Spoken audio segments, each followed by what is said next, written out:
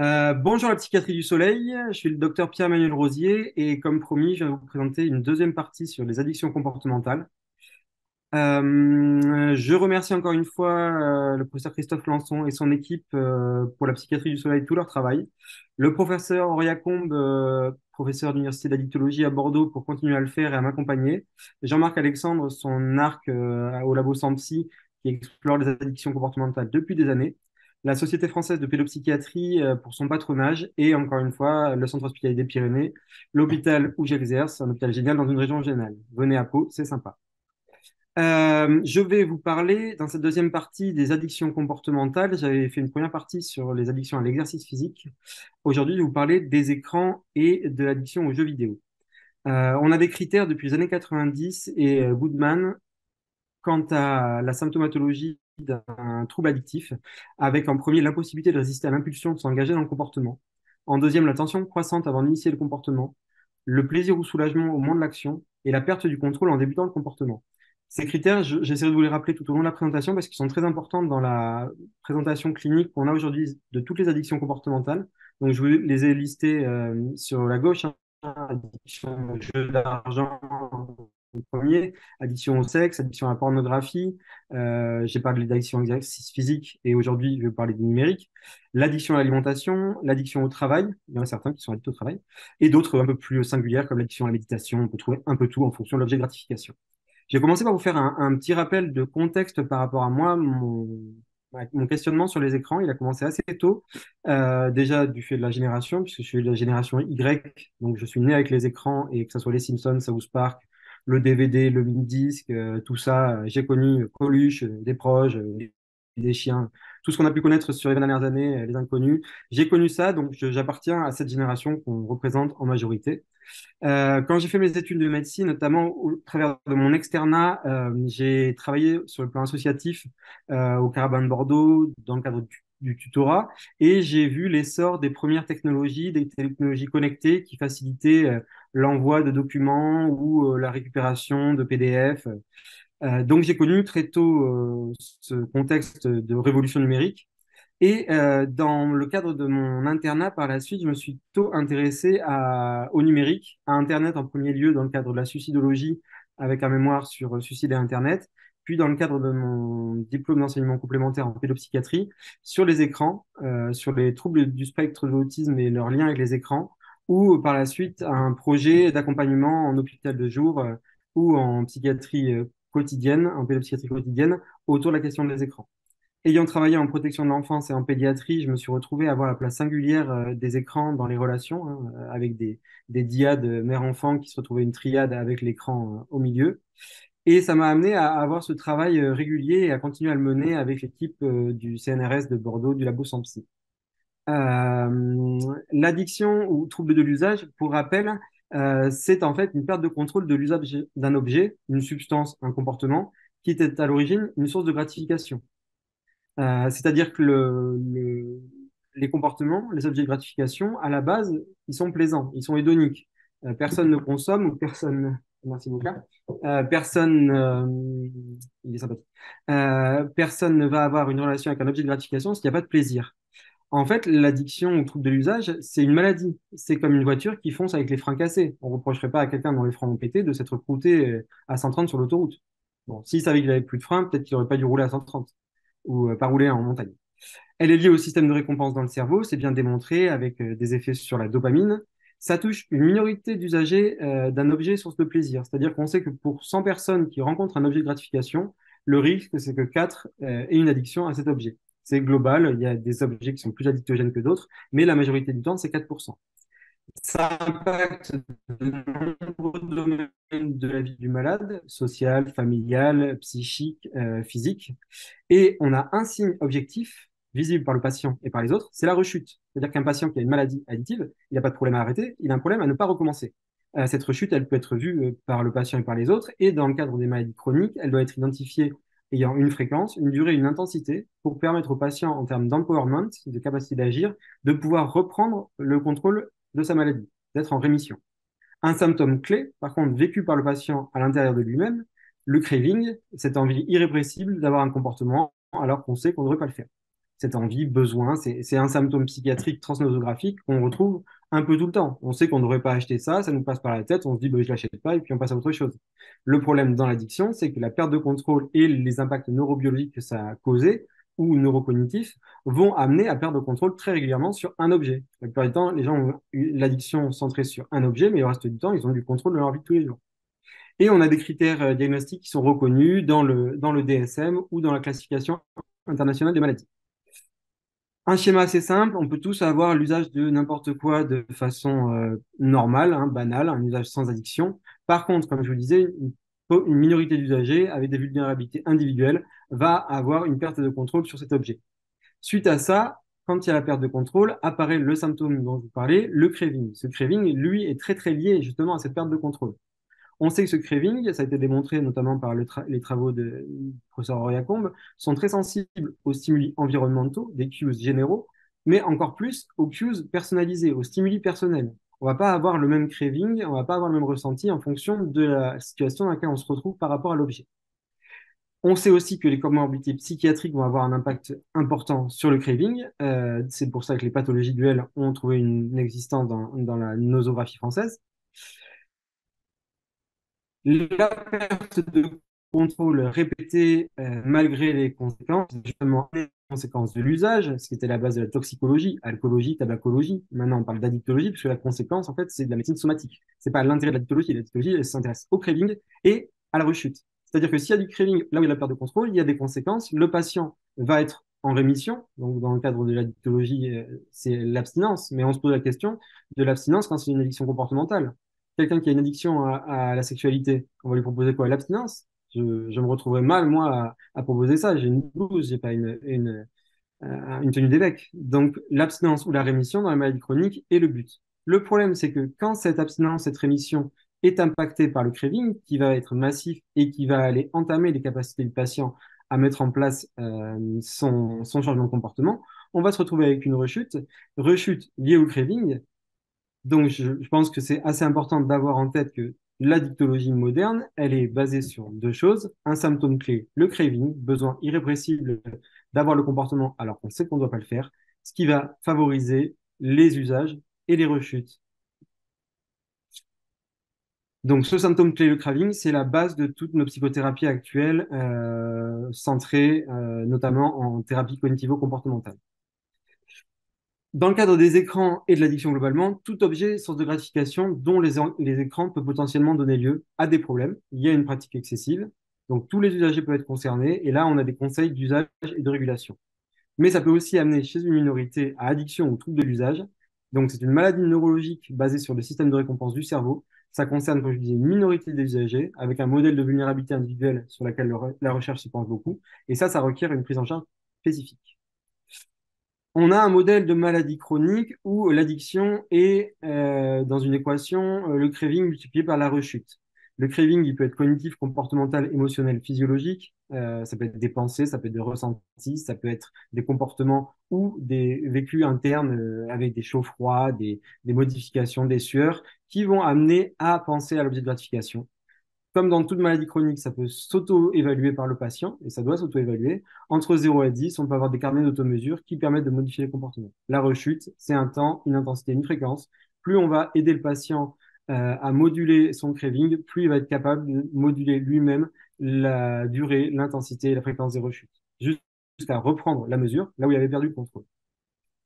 Comment qu'on fait ça? Ben, on apprend au patient qui a la plupart du temps un objet de gratification qui pondéralement en termes de stratégie plus souvent utilisé que des stratégies, puisqu'il n'y en a pas.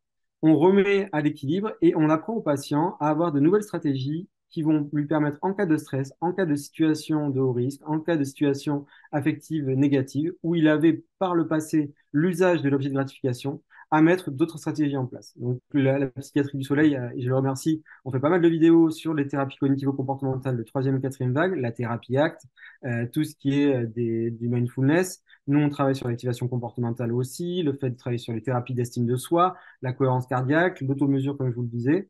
Tous ces éléments, la psychoéducation au premier plan, le patient qui a une maladie chronique doit savoir que c'est une maladie et que les symptômes qui s'imposent à lui sont les symptômes, ils ne sont pas le patient. Donc, c'est un travail de dire aux patients qu'ils ont un trouble de l'usage de l'alcool, un trouble de l'usage quoi que ce soit, que c'est une maladie, ils n'ont pas de chance, mais ils auraient pu avoir un diabète, ils auraient pu avoir un cancer, ils auraient pu avoir de l'asthme, une autre maladie chronique, et de travailler sur la modulation de l'intensité des symptômes. Donc, les thérapies cognitivo-comportementales appliquées dans des services qui ont le temps, qui ont les moyens, qui ont le monde pour le faire former, ça permet au patient par la suite de reprendre la mesure et d'utiliser l'objet de gratification dans des circonstances où il l'a décidé, parce qu'il l'a décidé, et c'est pas lié à des pertes de contrôle. Suite à cette présentation globale de l'addiction en tant que spécialité médicale et en tant que travail de médecine courante, je vais vous parler plus spécifiquement de l'addiction aux écrans. C'est du travail de pédopsychiatrie et d'addictologie au travers du laboratoire Sampsi. L'addiction aux écrans, donc, elle a été définie au travers de la définition du DSM-5 de l'Internet Gaming Disorder, établie comme une utilisation persistante et répétée des écrans, téléviseurs, ordinateurs, smartphones, tablettes, consoles de jeux vidéo, conduisant à une altération du fonctionnement ou une détresse cliniquement significative. Vous pouvez vous référer à l'article du professeur Oriacon et de Jean-Marc Alexandre dans The Conversation que je vous mets en lien. Les points à retenir, c'est qu'en premier lieu, comme symptôme, il y a la préoccupation. Passez-vous beaucoup de temps à penser aux écrans, y compris quand vous n'en utilisez pas, ou à prévoir quand vous pourrez en utiliser à nouveau. C'est un symptôme qu'on retrouve dans le reste des addictions.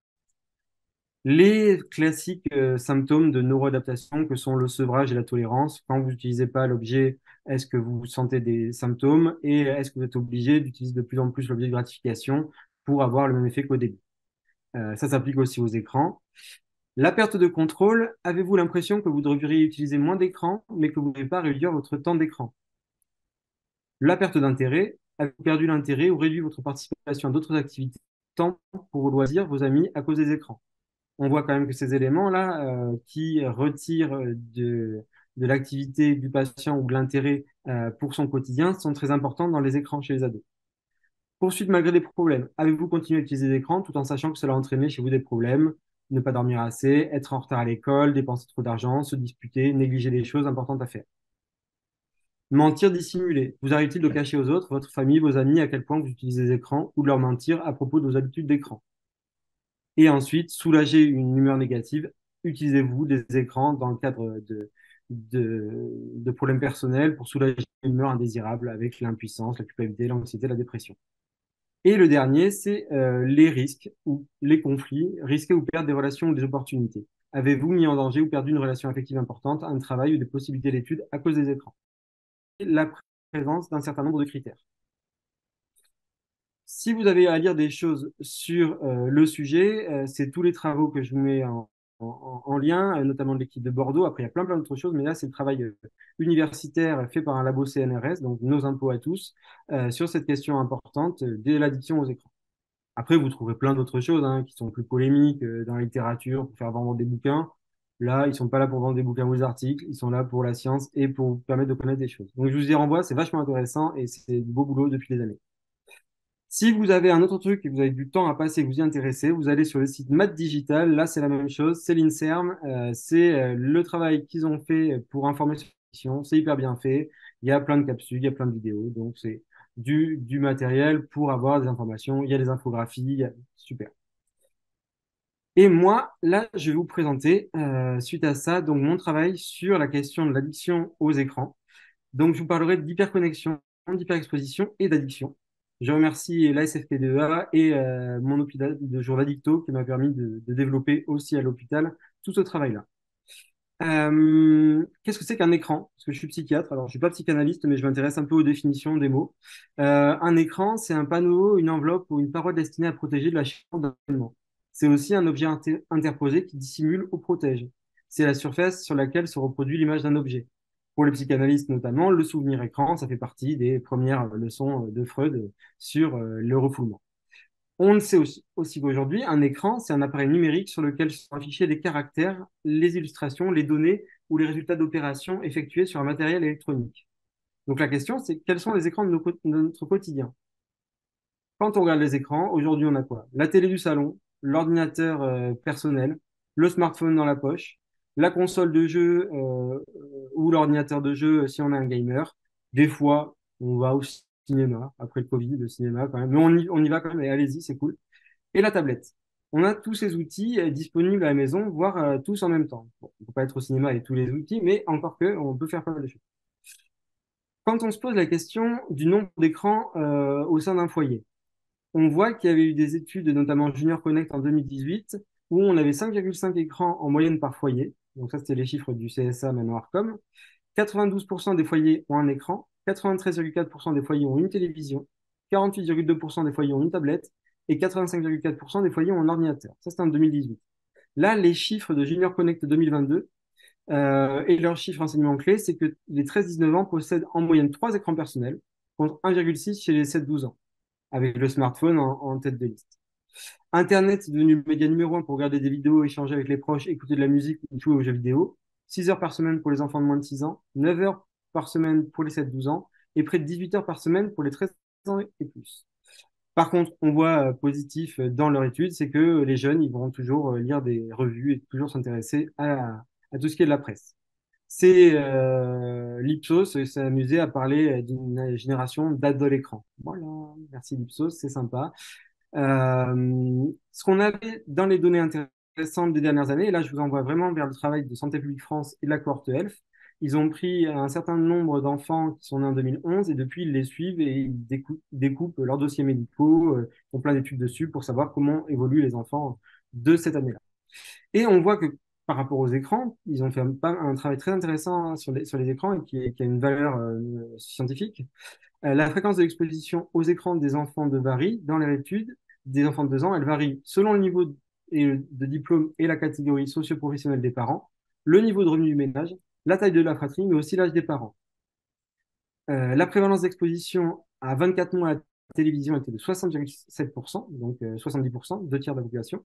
91% des enfants de 2 ans sont touchés au moins par l'un d'entre eux, dont 71% quotidiennement. Et les enfants de 3 à 6 ans passent en moyenne 1h40 par jour devant un écran, alors que 17% des enfants de 3 à 6 ans passent en moyenne 3 heures par jour devant un écran. Donc ça, c'était des données qui datent déjà d'il y a quelques années, mais qui montraient quand même l'exposition importante, le temps d'écran, le temps passé devant les écrans par les enfants. On retrouve des pourcentages d'enfants passant plus de 3 heures par jour devant un écran qui augmentent avec l'avancée en âge. Pour les 6-10 ans, c'est 50% des garçons et 40% des filles. 11-14 ans, plus de 3 heures par jour, 72% des garçons et 67% des filles. Et à partir de 15-17 ans, on a quand même 87% des garçons et 71% des filles qui passent plus de 3 heures par jour devant un écran. Et ça, c'est des données qui datent encore un peu. Donc aujourd'hui, on serait sur un volume encore plus important. Elles datent pas trop non plus.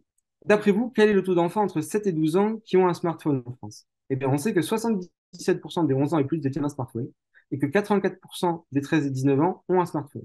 Les données, je pense, encore plus récentes auraient des chiffres encore plus hauts. Ça ne va pas en diminuer. Les données récentes, et là, c'est Math Digital et je vous renvoie vers leur dossier sur l'addiction aux écrans. Data Report en 2020, le taux de pénétration des smartphones dans le monde, c'était 67%, donc 5,19 milliards d'utilisateurs de smartphones dans le monde. En France, les enfants y disposent en moyenne de leur premier smartphone à l'âge de 10 ans. Le but principal, c'est de pouvoir joindre leur enfant, d'être joint par leur enfant à tout instant. C'est un outil de sécurité, c'est une laisse numérique. Avant, quand on partait le samedi soir chez des NIB, les parents appelaient les autres parents pour savoir comment ça se passait. Maintenant, on a le téléphone, donc c'est plus facile. Les enfants on est tous trouvables en permanence. Donc, on a même des puces vendues par Apple pour mettre sur son gamin pour quand on est dans le parc d'attractions pour pouvoir le géolocaliser et le faire sonner au cas où s'il est parti. C'est génial. Euh, euh, quand une enquête a été faite sur 500 jeunes, 51% des sondés, ils ont déclaré utiliser leur téléphone principalement pour créer, entretenir un lien social, 17% pour se cultiver ou s'informer, 10% pour des vidéos, 6% pour le travail, 4% pour jouer à des jeux vidéo. On voit vraiment que chez les adolescents, l'intérêt du smartphone, c'est l'intérêt de connexion. D'accord? C'est la société de l'extimité, plus de l'intimité comme il y a 30 ou 40 ans. Et ils ont un usage de connexion, et on l'a aussi, hein, nous tous, au travers de notre smartphone. Quand je dis les jeunes, mais nous, sans le téléphone, on est tous un peu perdus aujourd'hui. Pour appeler, pour trouver. Avant, on avait des cartes routières pour aller chez notre tante au fin fond du Gers. Maintenant, mais on a le smartphone. On a perdu aussi des compétences. Alors, certes, c'est plus facile d'avoir des recettes sur Marmiton qu'avoir son vieux bouquin tout griffonné, mais il y a des choses aussi du smartphone, de cet usage, qui en fait un hyper usage. Donc, les différents usages, c'est en premier lieu cette pomme multicolore croquée. Alors, je vais faire un petit moment d'histoire. Je ne sais pas si vous le savez, mais cette pomme croquée fait référence à Alan Turing. Alan Turing, c'est l'inventeur pendant la Seconde Guerre mondiale de l'informatique moderne qui a permis de décrypter Enigma, la machine de codage des Allemands, qui faisait que tous leurs sous-marins éclataient nos transports. Et Alan Turing a décodé avec la bombe, avec un autre système qui est devenu l'informatique, les codes allemands. Donc on a pu faire le débarquement et youpi, on n'est pas dans le Troisième Reich. Alan Turing était homosexuel. Et Alan Turing a été rejeté par la société anglaise à l'époque. Il y a un film qui traite, qui raconte, relatera beaucoup mieux. Et Alan Turing se serait suicidé en croquant une pomme, puisqu'il était fan de Blanche-Neige et les Sept Nains. Il a croqué une pomme empoisonnée. Donc, à la base, Apple, le logo était en hommage. La légende dit que le logo est en hommage à Alan Turing. Par la suite, Steve Jobs est arrivé, enfin il y était depuis le début, mais il a inventé quelque chose qui a révolutionné le monde en 2007, c'est le premier iPhone, le premier smartphone. Et à ce moment-là, Apple est devenu Apple, ce qu'ils sont maintenant, c'est-à-dire une énorme entreprise multinationale qui vend des trucs pour vendre des trucs, pour qu'on achète des trucs. Apple a amené avec sa politique, et Microsoft et tous les grands GAFAM ont amené différents usages. Donc là, je vous parle de YouTube parce que c'est quand même important aussi dans ce que c'est devenu en termes de usage de vidéastes, mais de monétisation aussi, tout ce que c'est devenu sur le plan commercial, alors qu'à la base, c'était un endroit où on peut mettre des vidéos de petits chats. On a Netflix qui est apparu plus récemment pour binger tout ce qu'on veut des séries qui n'ont plus de scénario et où dans la Casa des Papel, elle arrive en moto en plein milieu et tout le monde dit waouh, elle est en moto. Bref, plein de séries trop bien qu'on peut regarder avec un contenu qu'on peut de façon illimitée regarder. Steam pour les jeux vidéo et pour après le streaming en live de jeux vidéo. WhatsApp qui nous a permis et qui nous permet à tous de communiquer de façon cryptée avec tout le monde, notamment pendant le Covid. Et un peu avant, il y avait Fortnite qui a été une grande révolution du jeu mainstream avec vraiment une explosion, un usage très important. Sont apparus les petits derniers qui inquiètent beaucoup parce qu'il n'y a pas de censure. Et en plus, il faut se rappeler que tous les premiers cités étaient originaires d'Europe ou d'Amérique du Nord, donc avec du libéralisme économique, et que là, TikTok, c'est un produit chinois. Donc, avec un communisme libéral, voilà, pas de censure, un truc un peu particulier. TikTok est arrivé avec toutes les questions qu'on se pose et auxquelles je ne répondrai pas forcément aujourd'hui, mais qu'on va se poser pendant des années sur l'impact que ça peut avoir, cette diffusion de contenu sur à quoi peuvent être exposés des adolescents ou des enfants en permanence. C'est une grande question. Et l'autre grande question qu'on se pose, c'est le porno. Coucou. Pornhub, Xvideo, tous les autres là qui font du streaming live avec ou moins de 18 ans, on peut juste cliquer et on peut accéder à tous les contenus de ce qu'a fait de pire l'être humain dans la sexualité ou dans la pornographie. Et ça, il y a des enquêtes très récentes qui ont montré que les 6-18 consommaient à 40% quotidiennement du porno, là où les 18-99 consomment 25 ou 30% du porno. Donc c'est vrai que les adolescents ont une légère tendance à vouloir explorer leur corps, hein, pour le dire comme ça, mais on a quand même une problématique d'accès au contenu pornographique et de ce que ça produit dans les relations hommes-femmes et dans les relations sexuelles qui est hyper important. Surtout chez les adolescents qui ont des modèles identificatoires qui sont ceux qu'ils trouvent ou ceux qu'on a tous trouvés au fur et à mesure. Donc, on a quand même une multiplicité des usages des réseaux, du numérique qui est apparu sur les 10 dernières années et qu'on découvre nous aussi en même temps. La question des médias digitaux, donc le contenu diffusé via Internet, via différents outils et réseaux, et du temps d'écran, c'est la vie quotidienne des enfants et des adolescents. C'est beaucoup de demandes des parents auprès des professionnels de santé. Est-ce qu'il y a un risque pour la santé physique, la santé mentale, la vie de famille? La réponse oui. Est-ce que le temps d'écran, le temps passé sur un ou plusieurs écrans, a un impact ou est-ce que c'est ça l'élément le plus important? Qu'est-ce que c'est que la communication d'aujourd'hui? C'est les smartphones, les tablettes, les ordinateurs. Donc, on peut faire du texting, du WhatsApp, du Signal, du Telegram. On peut envoyer des emails, on peut envoyer des photos, des vidéos. Il y a les réseaux sociaux, il y a TikTok, il y a Skype, il y a FaceTime. On peut aussi appeler avec son smartphone. Donc, toute la communication aujourd'hui passe au travers du smartphone ou de l'ordinateur. Il y a peu de gens qui ont encore des relations épistolaires quotidiennes avec, c'est plutôt aujourd'hui Tinder, hein, Snap qu'une relation épistolaire stand-alone. La communication aujourd'hui, elle est centrée sur les outils numériques, mais aussi dans le quotidien. C'est-à-dire que les enfants et les ados aujourd'hui, ils ont Parcoursup, Pronote, les parents ont des mails, les parents sont sur des groupes WhatsApp, tout le monde est hyper connecté, les profs aussi. ils sont de plus en plus sollicités pour utiliser les tablettes. Certains pays du Nord reviennent de l'usage des tablettes numériques parce qu'ils ont des résultats qui ne correspondent pas à ce qu'ils attendaient. La télé, c'était il y a bien longtemps. Maintenant, c'est YouTube, le web, les réseaux sociaux, les jeux vidéo et les événements en ligne, notamment le e-sport, qui devient de plus en plus important avec un vrai engouement depuis des années important au niveau international. Les sites les plus visités, donc c'est Google, YouTube, Facebook, Wikipédia, Yahoo, Twitter, Pornhub. Le temps de session le plus élevé, c'est sur YouTube, c'est 21 minutes, c'est à peu près le temps moyen des vidéos. Temps passé en moyenne, c'est 9 minutes sur Google, 11 minutes sur Facebook, 10 minutes sur Pornhub, et hop, c'est fini, hein, c'est facile. On a, comme dans tout modèle de l'addiction, un usage simple de l'objet de gratification. Donc, dans le cadre du numérique, c'est un usage simple, voire hyper connecté, avec du plaisir. Par la suite, on peut tomber dans un usage hyper connecté pathologique, où là, pour le coup, il y aura encore du plaisir, des dommages qui vont commencer à apparaître et un début de déplaisir. Par contre, quand il y a la perte de contrôle, on passe dans l'addiction, et là, il y a de plus en plus de contraintes, de perte d'intérêt, de perte de temps, de préoccupation, qui va amener de nombreux dommages et une sensation de plaisir qui, souvent, quand on voit les patients qui sont dans un état d'addiction légère, est très souvent perdu. C'est très important quand même de retravailler sur la valeur hédonique de l'objet de gratification parce que c'est quelque chose qui, chez le patient, persiste. Le renforcement positif génère du craving aussi. Donc, c'est quelque chose de jamais oublier que les gens qui ont une addiction à un objet potentiellement plaisant. Donc, de retravailler aussi sur cette balance-là pour pas que ça devienne quelque chose d'impossible. Euh, il y a une clinique commune dans les addictions, donc c'est la perte de contrôle, le craving, l'activité compulsive et l'usage continu, malgré les conséquences. C'est vraiment ça qui est à retenir de l'addictologie, c'est une autre façon de dire ce que j'avais dit au début. On a vraiment ces 5 C qu'on retrouve chez tout patient qui est victime d'une addiction. Pardon. Concernant les réseaux sociaux, en 2021, la France, elle comptait 33 millions d'utilisateurs de Facebook, dont 70% de jeunes de 12 à 17 ans et 84% de 18 à 24 ans. Je pense que c'est à peu près similaire, même si les usages sont un peu modifiés par rapport à Facebook. Les motifs de participation aux réseaux sociaux, ils ont largement été analysés. Les principaux, c'est le partage d'intérêts, le besoin d'appartenance à une communauté ayant une identité propre, le besoin d'augmenter sa visibilité sociale et la reconnaissance par les pairs. Le maître mot d'un réseau social virtuel sur Internet, c'est l'exposition et l'exhibition de soi-même. Quand j'avais fait mon travail de suicidologie, on parlait d'une société d'extimité où le fait d'être visible de l'extérieur et d'avoir une apparence extérieure était plus important que ce qu'on a à l'intérieur. On est dans une société aujourd'hui de l'approbation, du like, et pas forcément de la contestation type mai 68.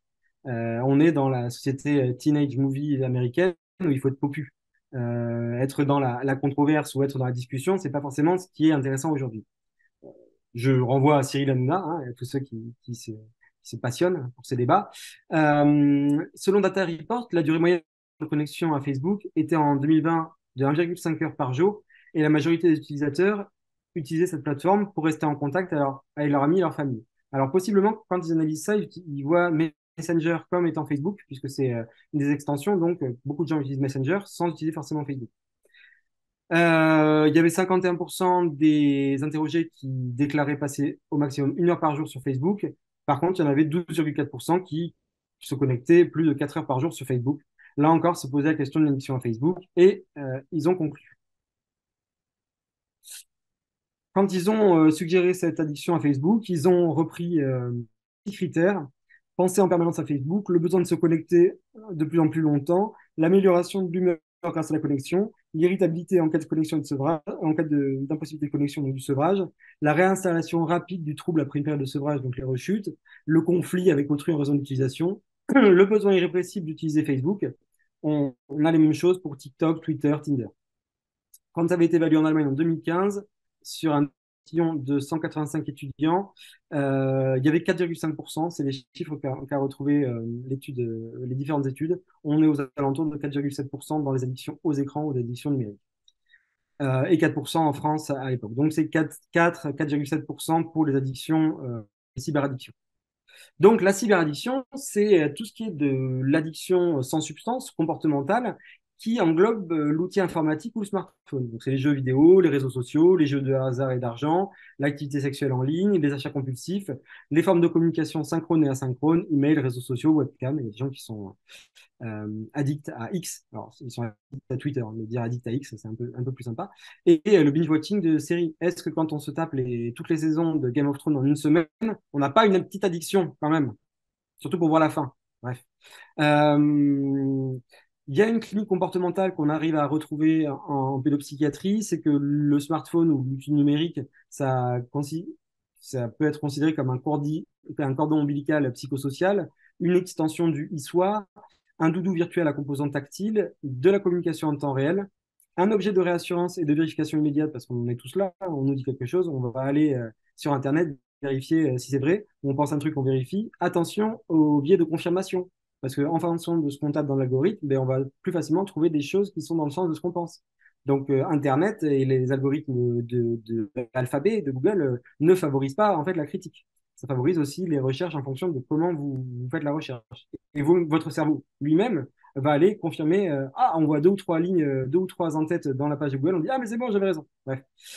Le téléphone, il permet aussi de répondre immédiatement à toute sollicitation et on se retrouve avec ce qu'on appelle l'infobésité ou l'over-usage du smartphone avec un usage permanent et quotidien pour tous hein, du smartphone ou des autres outils numériques. On a vu apparaître dans les 10 dernières années une terminologie connectée liée à la psychiatrie, la nomobilphobia, la nomophobie. C'est l'anxiété de la batterie faible ou la dépendance à l'outil technologique. On a une techno-angoisse de séparation, on a une angoisse d'être déconnecté, avec une mise en place de stratégies d'évitement pour ne pas être privé de son portable, de la batterie, un réseau puissant, un portable de rechange, pour ne pas rater des échanges ou des moments virtuels.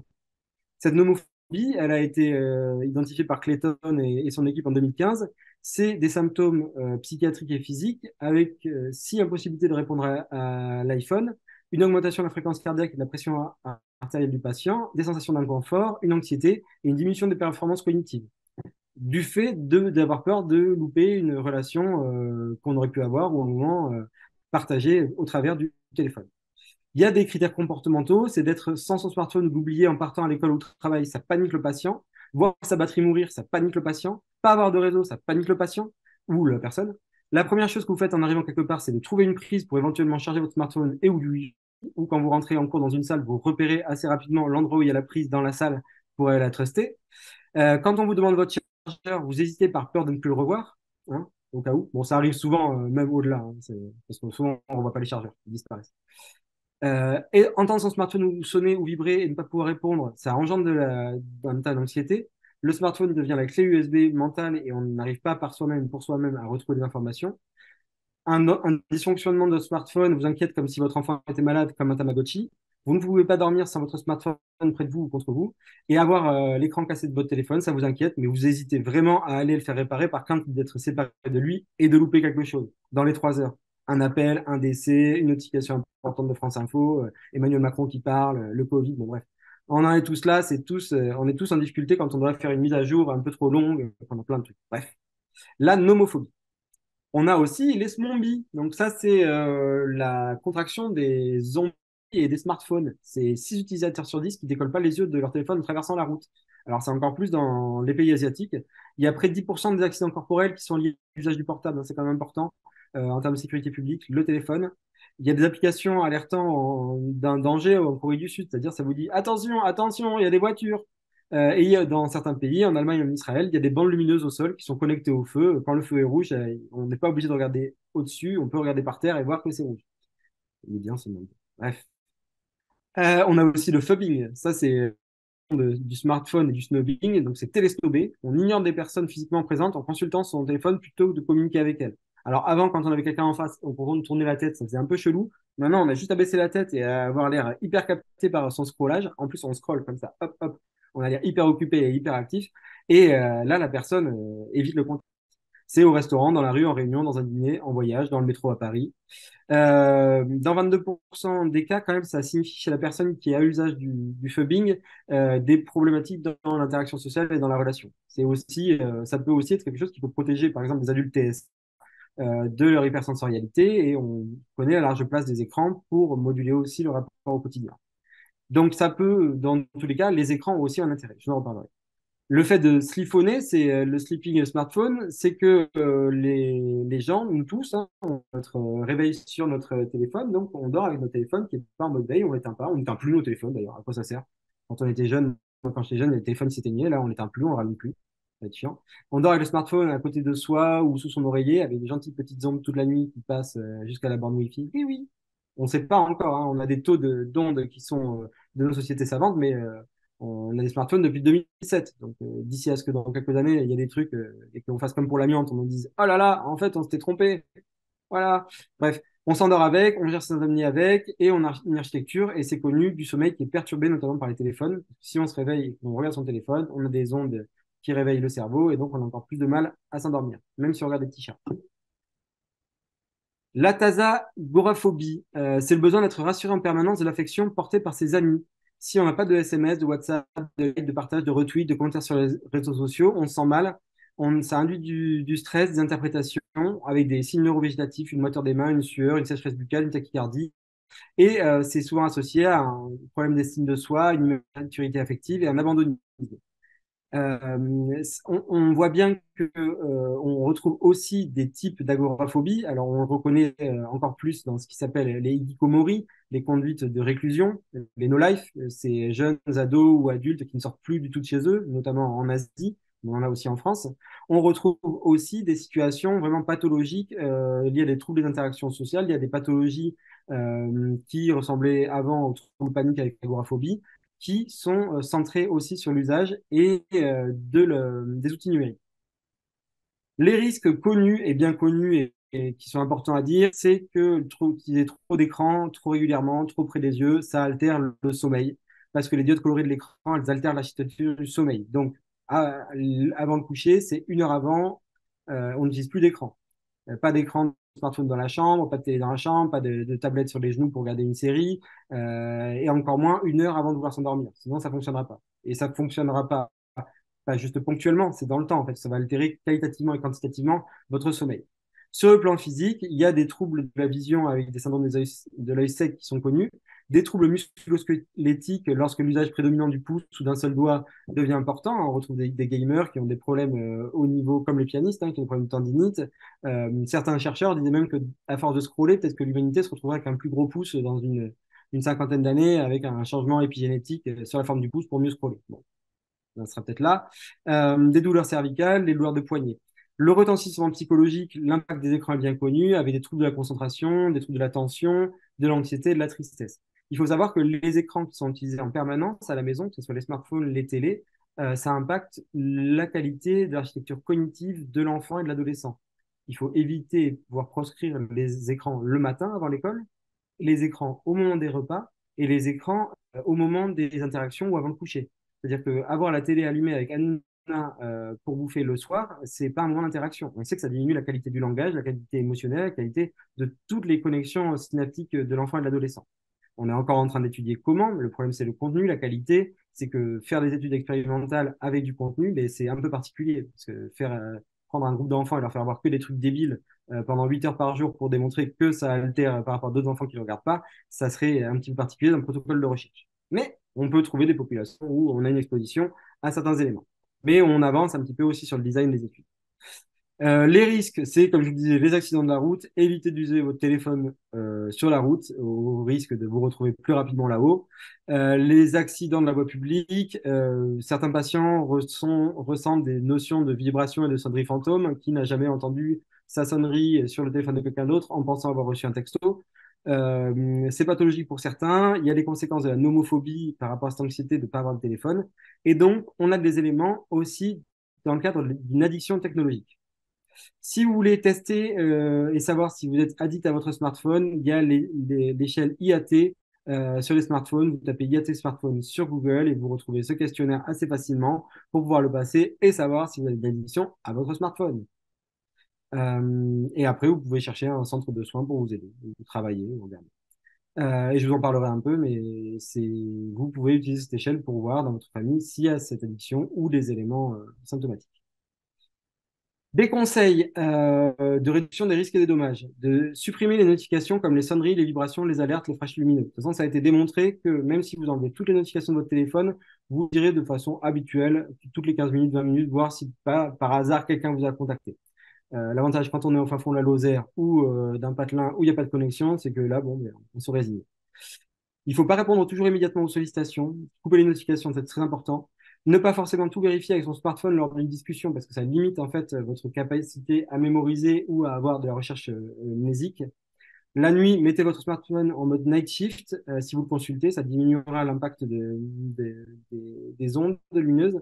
Pas de smartphone au moins 1 heure avant le coucher chez les plus jeunes, mais pas d'écran non plus, hein. Les smartphones, c'est tous les écrans, hein.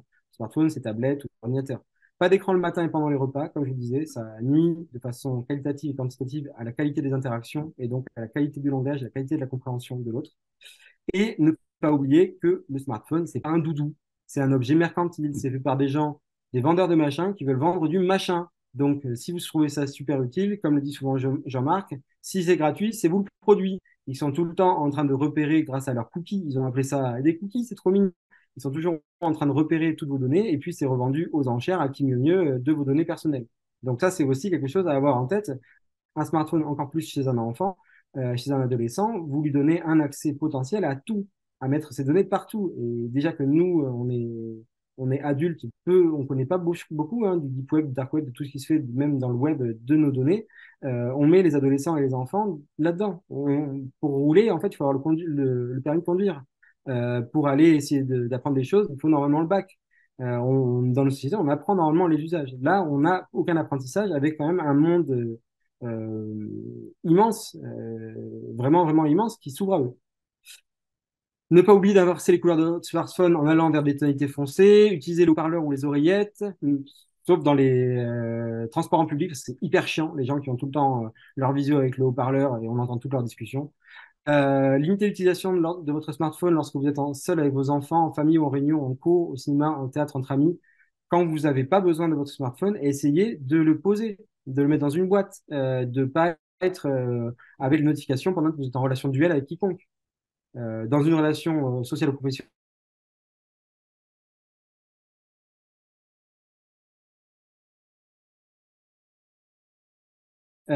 pas d'usage au volant, comme je vous disais, de votre smartphone, sous peine de rencontrer plus rapidement que prévu les anges, si vous y croyez, ou tout le reste, si vous ne croyez pas. Euh, ne pas se sentir obligé de déposer votre smartphone sur la table quand vous vous asseyez quelque part. Genre, je dégaine mon smartphone, c'est bon, je suis prêt. Éteindre ou mettre en mode avion votre smartphone le soir. Évitez de passer beaucoup de temps sur votre smartphone avant de vous endormir. Un bon bouquin, l'Assommoir, ça, vous en lisez 3 pages, la plupart du temps vous êtes plombé, vous dormez. Il y a pas mal de choses à lire, hein. Essayez de lire sur papier les cobos, les tableaux, mais ça peut avoir le même effet, même s'ils disent que non. Ils sont là pour vendre du machin, donc ils vous diront que non.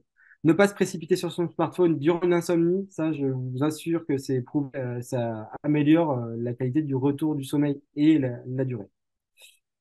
Pas de smartphone dans la chambre des enfants et des adolescents, faire une boîte à smartphone pour la famille quand on rentre à la maison, faire des smartphone breaks pendant les vacances, le week-end, se fixer des temps. Alors, le plus facile pour faire un smartphone break, c'est d'aller dans un endroit où il n'y a pas de connexion. Venez dans certains endroits dans les Pyrénées, venez dans plein de régions de France qui sont hyper jolies, hyper choupies. Vous pourrez dire à votre enfant, ah, il n'y a pas de connexion, ben, on peut rester en famille, faire des choses. Par contre, prévoyez de faire des choses avec votre enfant, votre adolescent, qui l'intéresse, même si ça ne l'intéresse pas, faites-les quand même. Il s'intéressera à ce que vous voulez proposer. Les cures de désintoxication, les sevrages. On avait Anis Ducanda qui avait parlé de l'autisme virtuel lié aux écrans, les cures de sevrage. Le problème là-dedans, c'est qu'effectivement, un gamin qui est à la maison 8 heures par jour sur un écran, si on le met dans un service et qu'on lui enlève les écrans, ben, il va récupérer un peu d'interaction parce qu'on sera en interaction avec lui. Mais s'il retourne à la maison, il y a de nouveau 8 heures d'écran parce que les parents, du fait d'une disparentalité ou de pas de temps pour s'en occuper, mettaient l'écran, ben, ça ne changera pas grand-chose. Donc, c'est aussi du travail appliqué dans l'organisation du quotidien de la famille. Les nomads numériques, comme j'en parlais, il y en a plein en France. Ne pas avoir le smartphone comme son seul ami pendant les moments de déprime. Il y a plein d'autres trucs à faire, l'activité physique, la médiation de la conscience, la cuisine, la peinture, plein de trucs autres que juste scroller comme on le fait tous sur le téléphone ou essayer d'aller regarder la psy du soleil sur YouTube. Euh, Aller regarder des choses intéressantes sur le labo sans psy. Il y a plein d'autres trucs à faire, mais le faites pas trop parce que vous avez d'autres choses à faire. Ne pas donner systématiquement son smartphone aux enfants lors des dîners ou des sorties. S'ils s'ennuient, ils ont le droit de s'ennuyer. D'accord? Le concept d'ennui, la mélancolie, c'est des choses qu'on connaissait le dimanche à l'automne avant, quand il faisait un peu frais en automne et qu'il pleuvait. Oups, c'est un peu fini aussi. On s'ennuyait le dimanche, hein, on n'a pas grand-chose à faire. On avait fini de regarder Walker Texas Rangers ou Le Rebelle, il n'y avait pas grand-chose à faire, on s'ennuyait un petit peu, on savait le faire. Cette culture-là, il ne faut pas non plus l'oublier, on n'est pas tout le temps obligé de faire des trucs. D'accord? Et notamment dans les sorties, ben, on peut aussi essayer d'interagir avec ses enfants autrement qu'en lui foutant Peppa Pig ou Pas de Patrouille ou tous les autres trucs qui, de toute façon, ne sont pas forcément très intéressants avec trop de vitesse défilement, pas assez d'informations. Les données actuelles, alors elles sont soumises à controverse, à discussion. On n'a aucun usage ou un usage excessif associé à des effets négatifs, c'est-à-dire qu'on ne retrouve pas vraiment de corrélation sur les études d'un usage excessif des écrans. L'usage modéré entre 2 heures et 4 heures, c'est associé à certains usages cognitifs et psychosociaux dans les études. Quand ils leur mettent des contenus de qualité utilisés dans des conditions expérimentales, on peut même montrer que les écrans, ça peut être intéressant sur des capacités de vitesse de traitement, de compétences sur des fonctions exécutives. Il n'y a pas d'effet linéaire sur le bien-être psychique des adolescents. Il faut avant tout prendre en compte le contenu, le contexte et les traits psychologiques de l'enfant ou de l'adolescent pour pouvoir identifier les effets des écrans et surtout identifier les facteurs en lien avec l'usage de la technologie et le bien-être des adolescents. C'est ça qui a été un peu confondant dans la littérature, c'est-à-dire qu'il y avait plein d'études, plein de design d'études, plein de réponses qui étaient données, mais en fait, c'était trop global, trop général, ça donnait un peu de tout et n'importe quoi. Donc, je renvoie à la fabrique du crétin digital qui est très, très soumis à polémique, toutes les polémiques qu'on peut voir assez régulièrement sur les réseaux. Donc, c'est des données qui sont actuelles, mais aussi à retravailler, comme toutes les données, hein. Le monde numérique, par contre, on sait que ça peut influencer le lien social avec les pairs, le sentiment d'identité, l'indépendance par rapport à la famille, la navigation dans le monde socioculturel. Ça peut améliorer le développement de l'autonomie. Ça peut, quand on est constamment en ligne, influer sur le mental et l'exclusion sociale. Il y a un risque au niveau de l'identité virtuelle et de l'identité personnelle. Et il n'y a pas d'altération globale de la qualité des relations intrafamiliales chez les 12-18 ans connectés. C'est des études de 2015 et de 2009. Donc c'est vrai que tous ces chiffres-là, voilà, ils existent, ils sont intéressants. Moi, je les avais mis dans mon mémoire. Mais maintenant, ils seraient à réévaluer, peut-être avec une autre lecture, avec d'autres designs. Par contre, on sait que hors ligne, les médias, les réseaux sociaux amènent des relations solides avec un avantage supplémentaire de nouvelles technologies, des contacts en ligne fréquents qui semblent renforcer les relations parents-adolescents. On retrouve aussi pour les parents des sources de conflits importantes au niveau des médias, le temps passé sur les écrans, les règles relatives au moment et à la manière dont les périphériques sont utilisés.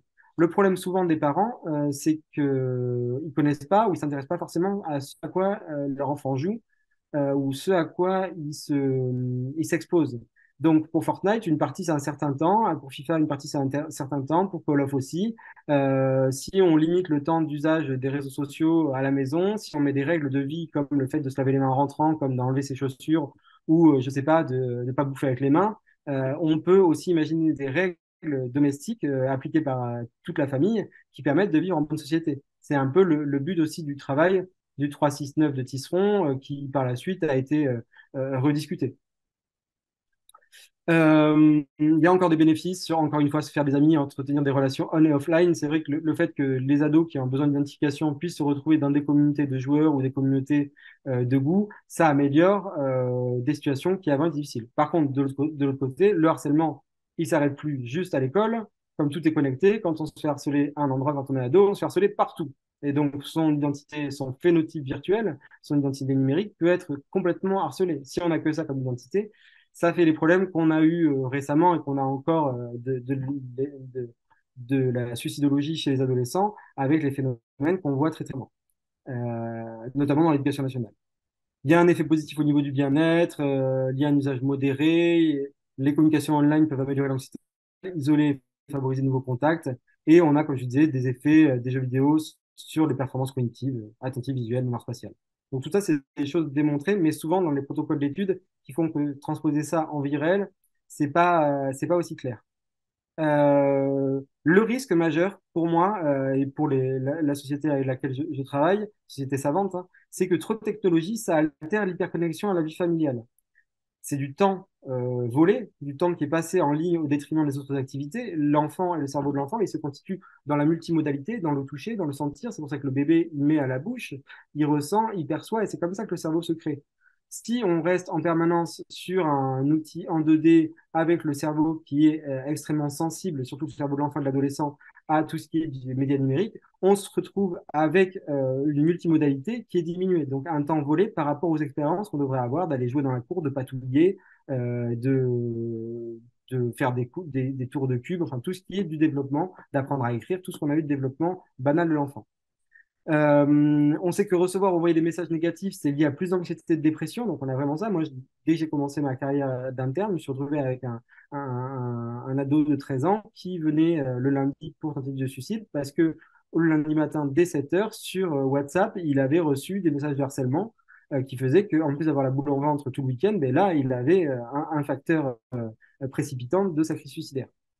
On a une association significative entre usage excessif d'écran, plus de 6 heures par jour, et des symptômes dépressifs, surtout chez les ados isolés. Ça, c'est connu, on le sait. Plus il y a d'écran chez un ado isolé, plus les symptômes dépressifs sont marqués et plus il y a besoin d'avoir un intérêt et une vigilance par rapport à son état psychique.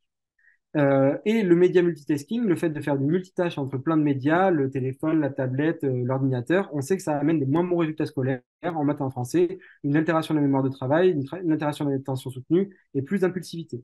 Donc c'est là aussi où nos collègues danois sont sur un repli par rapport au tapérique et aux usages chez le petit, qui se sont aperçus qu'il y avait des moins bons résultats qu'auparavant. Donc c'est ce concept de temps volé qui est plus intéressant que le concept de temps d'écran. Parce que il faut imaginer qu'un enfant qui passe ou un adolescent qui passe plus de 6 heures par jour sur ses 24 heures de vie sur les écrans, ça veut dire qu'il lui reste 18 heures, dont 8 heures de dodo. Donc, pour le reste de sa vie, à part les écrans, il a 10 heures. C'est 2 tiers de son quotidien qui va être utilisé sur les écrans. Sur le cerveau, il va être bon en écran. Et sur le reste, il risque d'avoir quand même des limites. Voilà, comme je vous disais, quand c'est plus de 50% du temps libre du quotidien de jeux vidéo, on a un effet négatif sur le bien-être, les problèmes de conduite. Si on dépasse un certain seuil, comme je vous le disais, c'est évident, on a une diminution et disparition des influences positives. Le seuil, c'est pas quelque chose qui est complètement établi. Il faut pas oublier que le cerveau des enfants et des adolescents, et encore plus des enfants, est non mature sur le plan de développement des fonctions exécutives que sont l'inhibition, la mémoire de travail, la flexibilité mentale. Et il y a une prédisposition sur le plan du développement de prise de risque en ligne, avec les achats de loot box ou les achats d'abonnements. Il y a des gamins qui se retrouvent à 12 ans à avoir dépensé 50 000 euros des parents pour acheter des jeux pour, je sais pas quel jeu, c'était Genshin Impact, je crois, où un gamin s'est retrouvé comme ça, à avoir pu dépenser sans fin. Il y a donc la question de l'anxiété et de la dépression avec les inconnus, c'est-à-dire que les adolescents socialement anxieux et déprimés vont avoir tendance à être beaucoup plus fragiles sur le plan des signaux communicationnels au niveau social et se mettre plus facilement en danger. On a la question des dick pics ou des photos de nudes, comme ils disent, envoyées à n'importe qui. On avait ce réseau il n'y a pas longtemps qui a été interdit de réseau de rencontres entre 14 et 25 ans, sauf qu'on pouvait avoir 65 ans et rencontrer quelqu'un entre 14 et 25 ans. Donc, les, tout le monde s'est dit, beau, c'est pas terrible hein, comme concept. Et on a tendance à révéler davantage et à donner des informations personnelles en ligne. Donc ça, c'est des risques importants à connaître et vous devez être expert en ce que fait votre ado ou votre enfant sur les réseaux pour éviter qu'il tombe. Vous lui avez appris que quand il traversait la rue, il fallait regarder à droite, à gauche, pas traverser au feu vert et traverser sur les passages cloutés ou faites-le. Là-dedans, sur les réseaux, si vous connaissez pas, si vous ne vous intéressez pas à ce qu'ils font sur la communication, vous ne pourrez pas accompagner en fait et si encore plus vous rejetez ce qu'il fait, eh bien, s'il a des problèmes, s'il est en danger, s'il a des questions à poser, que vous annulez en fait ces questions ou ces émotions, mais vous n'allez pas pouvoir faire votre rôle d'autorité parentale bienveillante. On a des résultats très clairs sur l'activité physique. Plus les enfants sont connectés ou plus ils ont de temps d'écran, plus il y a un risque de sédentarité et d'impact sur le système cardio-métabolique. Il y a plus de consommation de junk food. Il y a un régime alimentaire, des comportements sédentaires, comme je disais, qui sont associés avec le temps d'écran et la prise de poids. Les problèmes ophtalmo, des maux de tête, de la fatigue, des comportements alimentaires, des microtraumatismes, des douleurs musculo-squelettiques. Donc, on retrouve vraiment ça dans la littérature de façon, la tendance est assez forte. Donc le sommeil, j'en avais parlé, ça altère la qualité et la durée du sommeil, ça altère l'excitation émotionnelle par un mécanisme de libération de la mélatonine, ça perturbe les rythmes du sommeil, c'est associé à une durée de sommeil raccourcie, un manque de sommeil, de repos autodéclaré. On est vraiment sur un travail sur des heures de coucher et durée du sommeil pour tous les types de médias et de groupes d'âge, avec des effets négatifs sur l'apprentissage, la mémoire, l'humeur et le comportement. Évitez les écrans le soir, ou faites-le dans un usage familial dans le salon, mais tout seul à scroller dans son lit, ça impacte vos capacités cognitives. C'est connu. Je l'ai bien dit, je le redis, les écrans en conduisant, c'est dangereux. Le risque d'obésité et l'exposition aux écrans, il est bien documenté. Le comportement sédentaire, les temps passés sur les écrans dans la chambre, manger pendant le visionnage, la durée de sommeil diminuée, la faible activité physique, tout ça, ça concourt à se faire que plus les enfants sont exposés aux écrans, plus ils ont un risque d'obésité. Et comme je disais, l'usage des réseaux sociaux, l'anxiété, l'image du corps, les troubles du comportement alimentaire, ça, c'est les années à venir avec tous les TikTokeuses, influenceuses qui poussent à prendre des antibiotiques pour maigrir. Tout ce qu'on voit, les phénomènes d'aller se faire refaire les dents en Turquie, à se faire mutiler la dentine et après avoir un dentier, toutes ces choses qu'on voit aujourd'hui qui font que les jeunes adultes se retrouvent, les mutilations des petites lèvres, des choses comme ça, qui sont portées par des gens qui veulent vendre du machin parce qu'ils sont rétribués sur la publicité. Et en dernière partie, je vais vous parler assez rapidement du travail qu'on mène avec l'Université de Bordeaux sur les jeux vidéo, les écrans et l'addiction, en vous parlant d'abord de ce que c'est qu'un jeu vidéo. Euh, je vous propose de reconnaître qui est ce personnage. Non, c'est pas Zelda, c'est Link, le chevalier des deux Zelda, parce que Zelda, c'est la princesse, qui est l'icône porte-étendard de Nintendo et qui a été très importante sur ces 35 dernières années, puisqu'il a un peu révolutionné le concept de gameplay. La question des jeux vidéo, ça a longtemps été polémique, hein, notamment la question de la violence, de la japonisation, du sexisme, de l'épilepsie, du fait d'être un geek. C'était bien mis en avant dans un épisode de South Park sur World of Warcraft, et la question de l'addiction. Il y a beaucoup de passion aussi autour du jeu vidéo et c'est important de l'avoir. C'est peut-être le dixième art, c'est des loisirs, des communautés, des émotions, de la découverte, de la créativité. C'est des jeux qui ont passionné des générations maintenant de gamers ou de la génération Y. Je pense que beaucoup d'entre nous, on a eu des jeux vidéo auxquels on a été attachés parce que c'était un effet waouh, et il y en a encore. Et qu'est-ce qu'un jeu? Je vous renvoie à un bouquin qui s'appelle L'art du gaming. Chaque jeu, en fait, c'est une activité de résolution de problèmes approchée avec une attitude joueuse. Donc, on a une source de gratification, de plaisir. On est excité par le défi, on a remporté un challenge, on vit une expérience agréable et toutes les autres phrases qu'on pourrait trouver qui sont associées à un comportement hédonique. Un jeu vidéo, donc, c'est, comme je vous le disais, ça s'applique parfaitement aux jeux vidéo. Ces éléments, ils sont gratifiants pour certains individus et pas ou pas du tout pour d'autres. Avec des préférences personnelles, ce jeu vidéo, je reparle des types de jeux vidéo, mais on n'est pas tous sensibles au même type de jeu vidéo, au même engagement.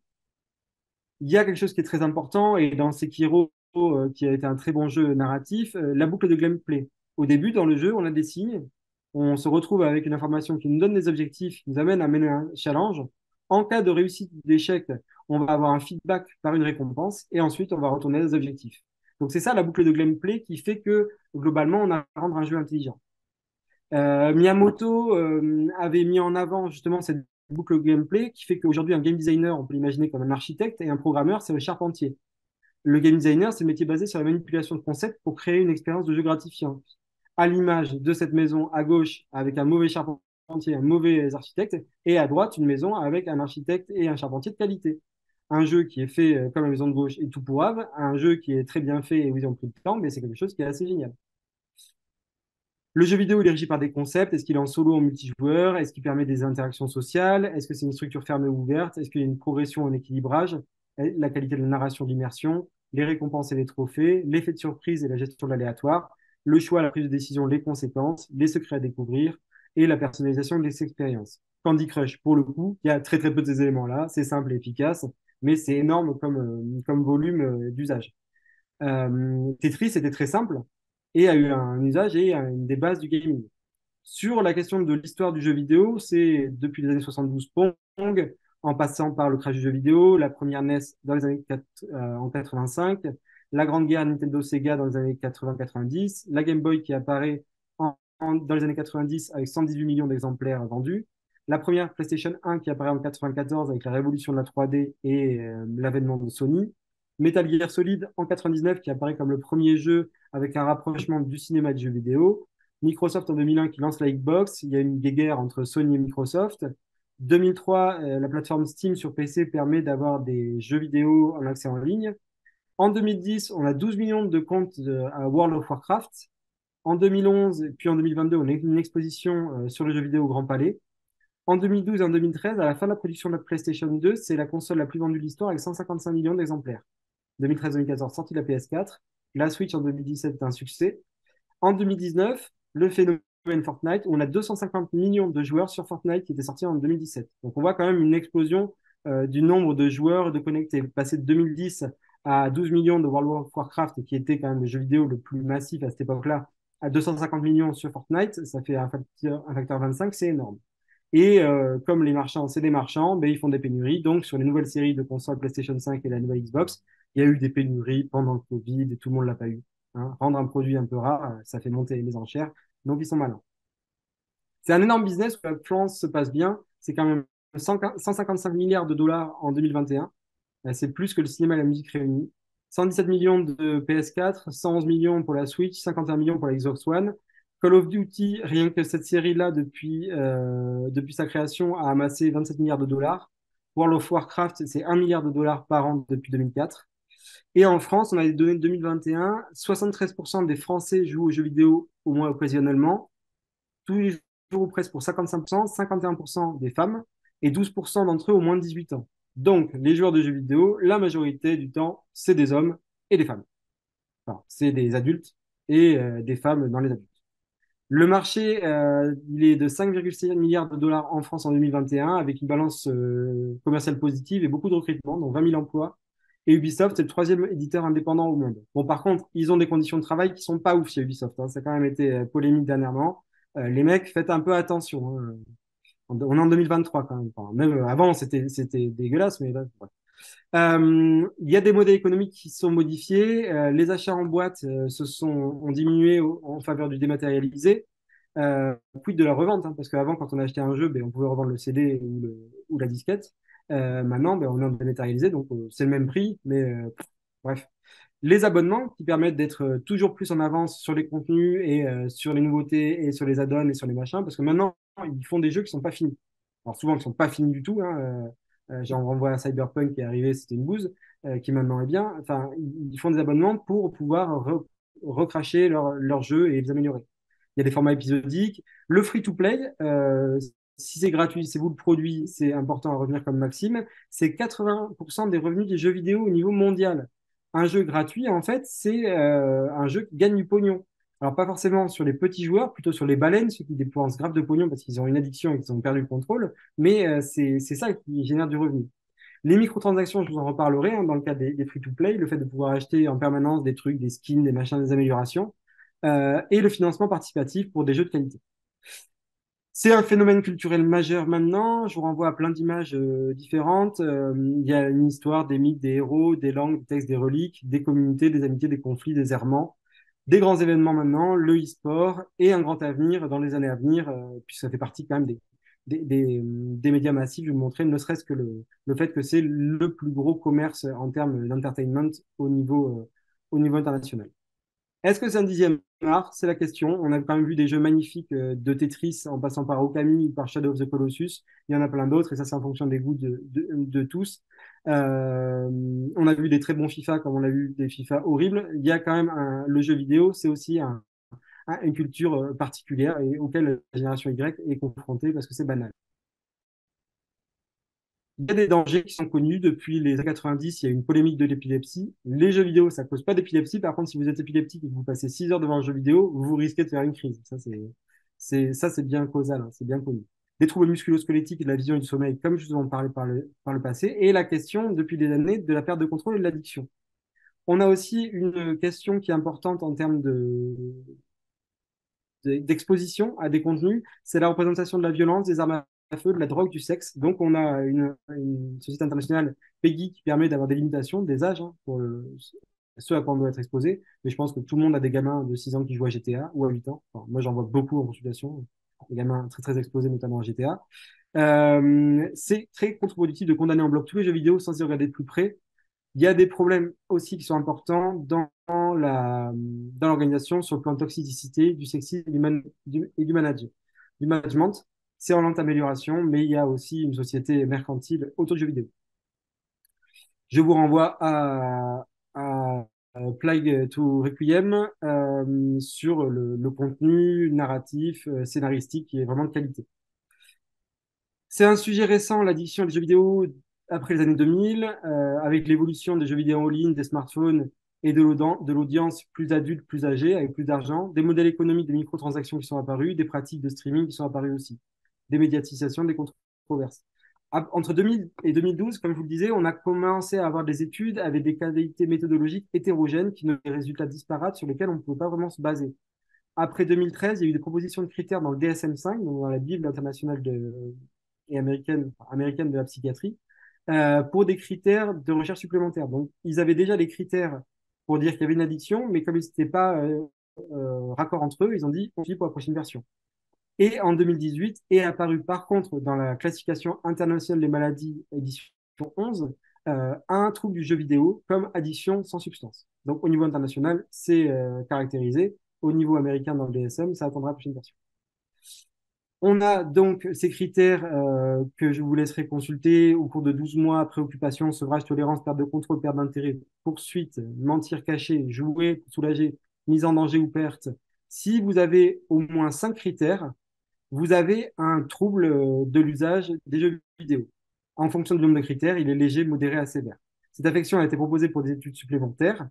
Et dans le DSM-12, la CIM 11, il parle de comportements de jeux persistants récurrents sur 12 mois, pouvant être en ligne ou hors ligne, se manifestant par une altération significative dans plusieurs domaines de fonctionnement, se manifestant par toujours la perte de contrôle du jeu, le fait d'avoir une priorité accrue au jeu et la poursuite ou l'escalade du jeu malgré les conséquences négatives. Le comportement est sévèrement significatif dans le quotidien du patient. On a une échelle Game Addiction Scale version 7 qui permet de repérer l'usage de problématiques de jeux vidéo. Elle est disponible sur le site d'AddictEd. C'est à cette question des réponses de 1 à 5 qui permettent de dépister un risque d'addiction. Quand on fait l'étude en 2020, notamment avec Paulus sur le plan international de l'addiction aux jeux vidéo, on retrouve une prévalence en population générale de 1 à 5%. Donc, comme je vous disais, dans les addictions comportementales, retenir aux alentours de 4%. C'est de façon prédominante un public masculin. C'est lié à des catégories de jeux vidéo comme les MMORPG, les FTS, les RTS, les MOBA ou les roguelikes. Je vais vous en reparler. C'est associé souvent à des pathologies comorbides d'anxiété, de dépression ou de troubles déficitaires de l'attention avec hyperactivité, associé à une faible estime de soi, une dysrégulation émotionnelle, à une forte impulsivité. Il y a des difficultés intrafamiliales, un faible support parental, et on se retrouve avec des patients qui ont un isolement social et un statut socio-économique. On se retrouve aussi souvent avec les dark patterns qui n'ont pas été identifiés par le patient et qui se retrouvent face à des jeux en fait qui va avoir utilisé des stratégies pour impacter ses capacités de rationalité. Les MMORPG sont des jeux en rôle massivement multijoueur. Plus connu, c'est World of Warcraft. C'est vivre des aventures dans un monde virtuel de fantasy, il y a une forte dimension narrative, une forte coopération. Les FPS, c'est les First Player Shooter, donc c'est jeux de tir à la première personne. Le plus connu, c'est Call of Duty. Le premier, c'était Doom.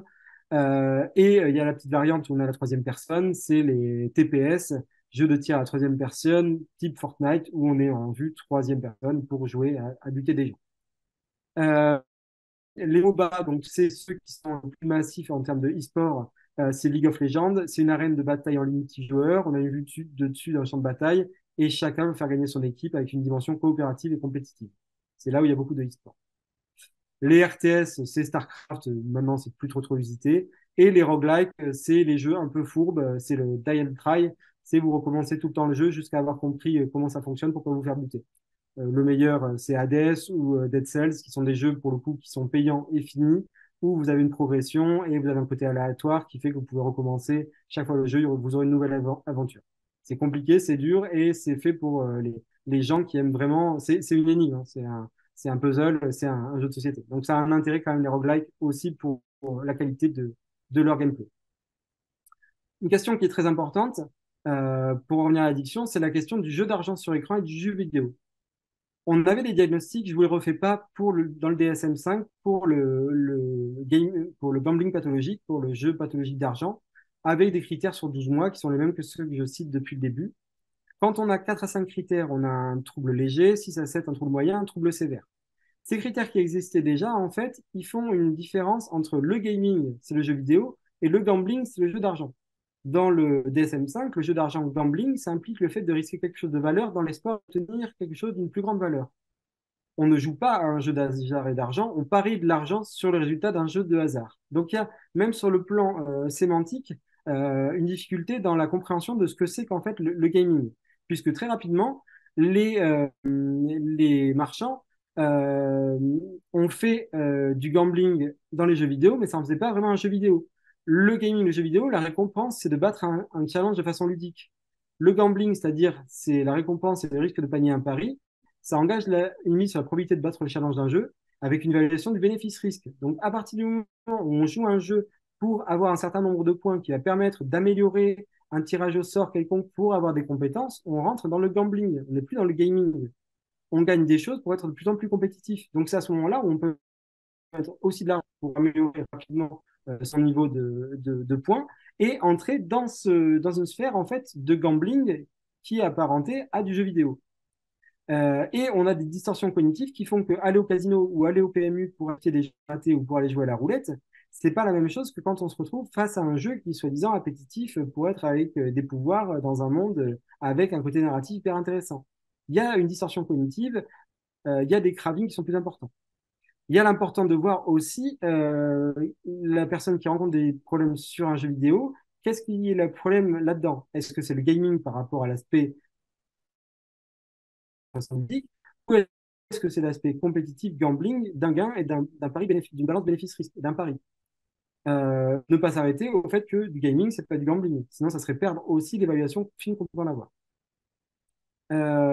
Ça, je vous disais, les loot box, c'est ces fameux coffres qu'on trouve dans un jeu. On trouve un coffre, ça nous donne une compétence, ça nous donne un artefact, ça nous donne quelque chose.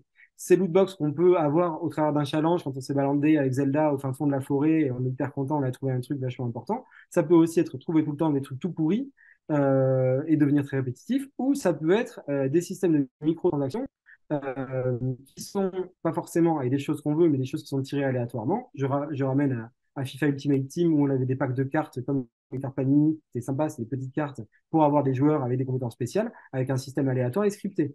Donc, on se retrouve avec des tirages au sort sur des niveaux de rareté. Est-ce que c'est commun, rare, exotique, épique, bronze, argent, or, platine, comme dans les Pokémon, pour avoir les meilleures cartes. Et ça peut être gagné dans le jeu avec une fréquence faible, mais surtout, ça peut être acheté en ligne. Donc, on a aussi ce côté gambling qui est rentré dans le jeu vidéo.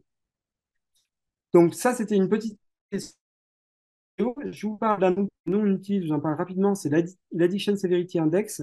C'est un outil d'évaluation multifactorielle des comportements addictifs. C'est validé au niveau international et recommandé par la Haute Autorité de Santé. Ça permet d'identifier la sévérité de toutes les modalités d'addiction, substances, comportements, notamment le gambling, le gaming, les écrans, les comportements alimentaires et les autres. C'est des données objectives et subjectives, c'est global, ça détermine des niveaux de sévérité et ça peut se répéter dans le temps. C'est notamment utilisé dans la cohorte Aquitaine, a à quoi, ça donne des choses comme ça quand on la value et ça peut faire un sévérité du patient que vous voyez. Il y a des formations qui sont faites par le labo Sampsi, vous allez sur votre site, je vous l'ai mis en lien, et vous pouvez être formé si vous travaillez en addicto, si vous travaillez auprès de ce public-là, pour avoir de l'évaluation objective. Dans le reste de la spécialité médicale, somatique, on a des outils, des examens complémentaires, de la biologie, de l'imagerie. En psychiatrie, notre examen complémentaire de premier lieu, c'est la psychométrie. C'est des échelles, alors pas celles de Biba ou de Psychologie Magazine, des échelles validées internationalement qui ont un impact, qui sont utilisées pour évaluer certaines choses. L'Addiction Severity Index permet d'évaluer régulièrement la sévérité du trouble addictif du patient et d'évaluer aussi son évolution. Donc, il y a une cohorte en Aquitaine, en Nouvelle-Aquitaine, qui, depuis 94, a évalué 5500 personnes et continue à les suivre sur un ensemble d'éléments pour avoir des réponses sur les évolutions de l'addiction. L'addiction aux écrans, donc je vous renvoie aux travaux que je vous ai mis, notamment les travaux de Mathieu Boudard, Jean-Marc et le professeur Roya Combe et son équipe sur les critères que je vous ai présentés en préambule. Donc ça, c'est validé, c'est de la science, c'est connu. on peut évaluer l'addiction aux écrans au travers d'une réévaluation des critères du DSM-5 pour les troubles de l'usage. Ils ont utilisé pour ce faire la population de Martigny-Saint-Jalles, à côté de Bordeaux, avec une étude qui évaluait tous les types d'écrans, quelle que soit la modalité d'usage, chez les adultes et les adolescents et les enfants, mais les données ne sont pas présentées, pour rechercher un trouble de l'usage des écrans, donc une addiction chez les ados et les adultes, en utilisant les critères que je vous décrivais dès le début sur du DSM-5. C'est une enquête transversale, anonyme, sur les questionnaires papier, avec des diffusions qui sont au travers de tous les organismes connus pour avoir des enquêtes de qualité. C'était rapide à faire, 10-15 minutes. Il y avait une présentation d'enquête, note sur la confidentialité. Ça évaluait le téléviseur, l'ordinateur, le smartphone, la tablette, les consoles de jeu, la disponibilité, la fréquence et le moment d'utilisation, les situations d'usage et les principaux usages. Et ça évaluait donc les troubles de l'usage chez les adultes sur les 12 derniers mois de l'Internet Gaming Disorder adapté aux écrans. Le taux de réponse était de 37%. L'âge moyen des ados et adultes, c'est 26 ans. Et on avait une proportion plus importante de femmes, 56%. Chez les enfants, c'était l'âge moyen 7 ans. Et on avait une proportion équivalente d'enfants et de garçons et de filles. Ce qu'on peut repérer rapidement, c'est que tout le monde utilise à 100% chez les adultes des téléviseurs. On voit un taux de pénétration des smartphones qui est très important jusqu'à 45 ans, qui diminue avec l'âge, et encore que maintenant, ça aurait changé. Je pense que dans nouvelle étude qu'on est en train de faire, il y aura des chiffres qui sont différents. La répartition des écrans, en fait, les enfants de moins de 3 ans, c'est beaucoup de téléviseurs, les autres un peu moins. 3 à 5 ans, c'est beaucoup de téléviseurs, et on voit que la tablette augmente beaucoup, et le smartphone aussi. Les 6-8 ans, c'est toujours beaucoup le téléviseur, et on voit que les autres ont tendance à être équivalents. Les 9-12 ans, c'est toujours la télévision, mais le smartphone et enfin, l'ordinateur et la tablette deviennent très importants, notamment avec les jeux scolaires. Et on retrouve quand même que sur toute la population, on a un usage de toute la population des téléviseurs et de 67% de la tablette jusqu'à 12 ans. Quand on fait le temps d'écran cumulé chez les ados et les adultes par nombre d'écrans utilisés, on s'aperçoit que ceux qui ont le plus d'écran ont le temps d'écran le plus important. C'est-à-dire que les 77 répondants qui avaient 3 écrans utilisaient les écrans 6 heures par jour en cumulé. Alors que ceux qui avaient qu'un écran, mais l'utilisaient que 2 heures par jour. Donc ça veut dire aussi qu'il y a une relation qu'on réétudiera entre le nombre d'écrans à porter pour l'usager et le nombre d'heures passées à l'utiliser.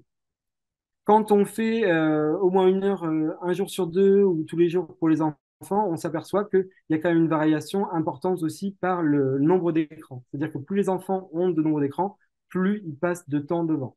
Un enfant, les 180 enfants qui n'avaient qu'un écran, se retrouvaient à avoir un temps plus important d'usage, 2 heures pendant les vacances, alors qu'1 heure en temps scolaire. Par contre, les enfants qui utilisaient 4 écrans, les 11, ils avaient un temps de 3 heures en période scolaire et par contre, ils avaient un usage de quasiment 7 heures en période de vacances. Donc, on voit aussi qu'il y avait ces relations-là, mais qui sont des relations, vous allez me dire, il faut pas faire des études CNRS pour ça. Eh bien, si, la science, c'est ça, on enfonce des portes ouvertes en faisant de l'expérimentation d'hypothèses. Mais on le fait bien avec toute l'organisation qui permet d'avoir des résultats fiables et qu'on peut valider et réévaluer dans le temps. 300 questionnaires et on recherchait donc les 9 critères de troubles de l'usage transposés aux écrans sur les 5-12 derniers mois.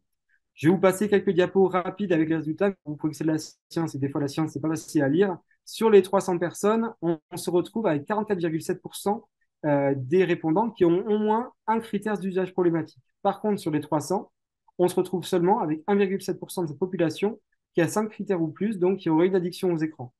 Ça veut dire que dans les 300 personnes, ce qui n'est pas significatif en termes de puissance de l'étude, on n'aurait que 2% de répondants qui ont une addiction aux écrans. Par contre, dans l'autre sens, 44% de la population aurait au moins un critère d'usage problématique. La recherche qu'on va remener et l'un des éléments, c'est de voir quel est le critère problématique qui est le plus significatif pour voir des éléments de prévention. On retrouve en fonction des usages et en fonction des types d'écrans qui sont plus problématiques. On voit que le type d'écran le plus problématique, c'est la télé et les activités reportées comme étant les plus problématiques, c'est la communication et le social ou le video gaming. Ça, c'est des études, des choses qu'on retrouve assez régulièrement.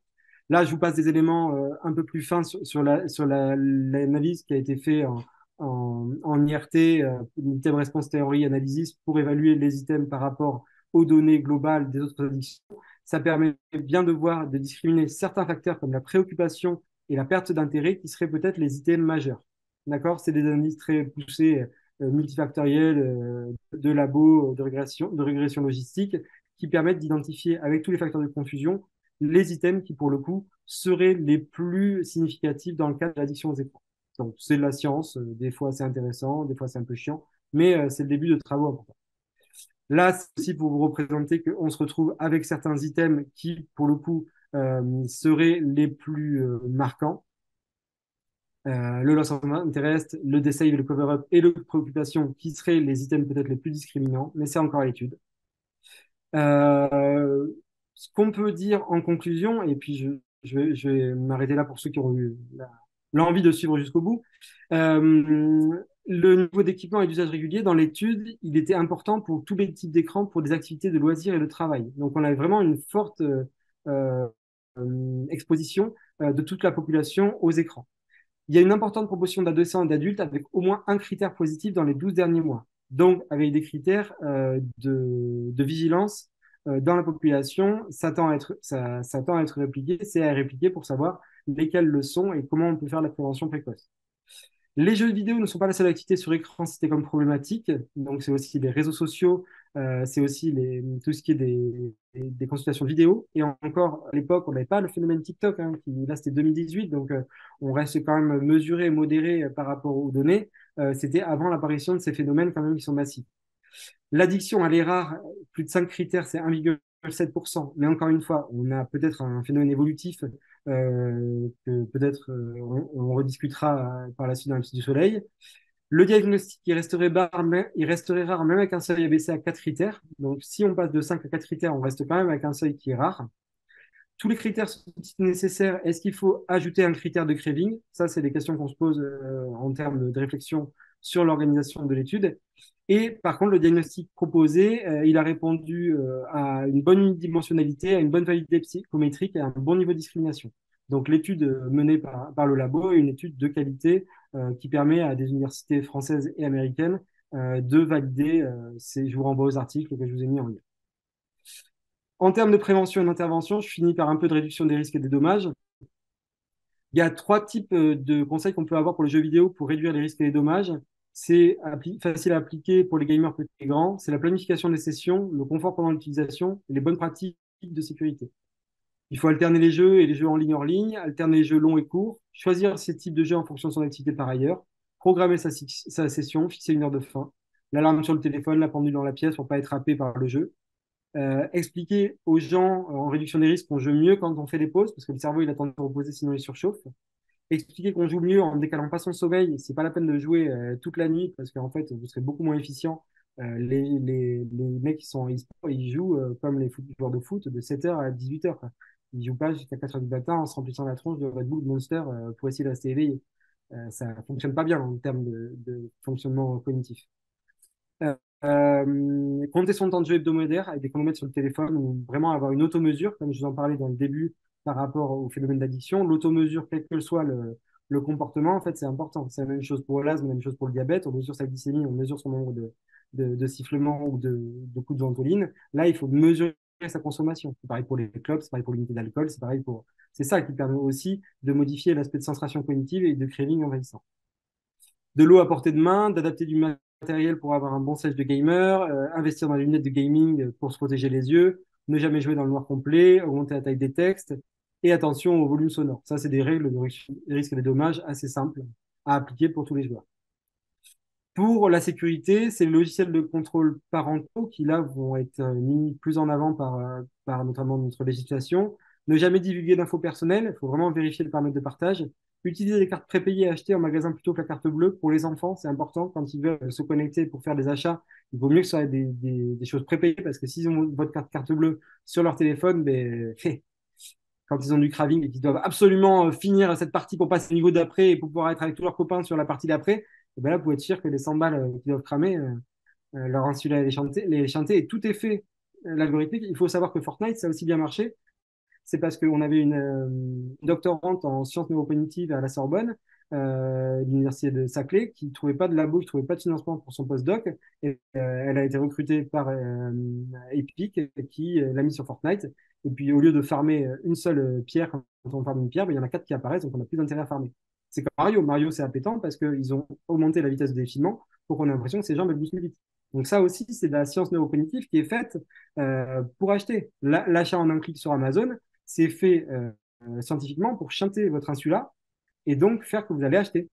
Quand vous êtes dans le magasin, le temps d'aller à la caisse, à part Ikea, le temps d'aller à la caisse, vous avez le temps de vous dire, bon, est-ce que j'en ai vraiment besoin de ça, à part les vendeurs qui sont faits. Tout est fait dans les marchands pour rendre l'endroit agréable, cosy et vous forcer à l'achat. D'accord? Donc c'est vrai de ne pas oublier aussi que des éléments comme ça peuvent, dans le cadre du numérique, aussi chanter certains fonctionnements du cerveau. Acheter les jouets en solde pour ne pas entreposer des jeux non joués, éviter les communautés toxiques et ne pas nourrir les trolls parce qu'il y a quand même du cyberharcèlement aussi, j'en ai un peu parlé, et jouer en décalage des sorties pour faire des économies sur les jeux. Je vous rappelle que sur les jeux vidéo, aussi en termes de réduction des risques et de dommages, comme pour les films, ils sont tous associés à des critères de limite d'âge. Donc, pour les jeux, c'est les critères PEGI. GTA, je vous rappelle que même si c'est joué par une majorité de la population de moins de 18 ans, c'est interdit aux 18 ans. Donc, laisser un gamin de 8 ans jouer à flinguer plein de gens dans la rue, c'est assez risqué quand même par la suite en termes d'exposition pour les relations sociales. Alors, de là à dire que il y a plein de gens qui sont butés à Marseille à la calage parce qu'ils ont joué à GTA pendant des années, je sais pas. Mais en 2005 déjà, quand ils commençaient à balancer des cocktails Molotov, alors qu'ils n'avaient jamais eu en France, on se posait des questions. Donc bon, la relation n'est pas causale, mais l'exposition à des pratiques aussi peut, chez certains, comme je disais, plus vulnérables, amener aussi à des pratiques. On a eu le djihadisme il y a quelques années avec des publics très vulnérables. On retrouve aussi avec des choses sur TikTok, sur les réseaux, sur les jeux vidéo qui ont un impact sur nos sociétés. Je vous remercie pour votre attention et puis le monde que Marc nous promettait dans le méta, c'était de se retrouver tous avec des lunettes comme ça tranquillement. Je vous renvoie à la super série Black Mirror qui est vraiment en termes de dystopie sur le numérique hyper intéressante et qui des fois nous glace un peu le sang. Je vous remercie pour votre attention. S'il y a des questions, normalement il y a un live à venir. Et encore une fois, comme je disais la première fois, dans le contrôle et le plaisir, dans l'excès, la souffrance. C'est la maxime qu'on a en addictologie. Voilà, très bonne journée. Au revoir.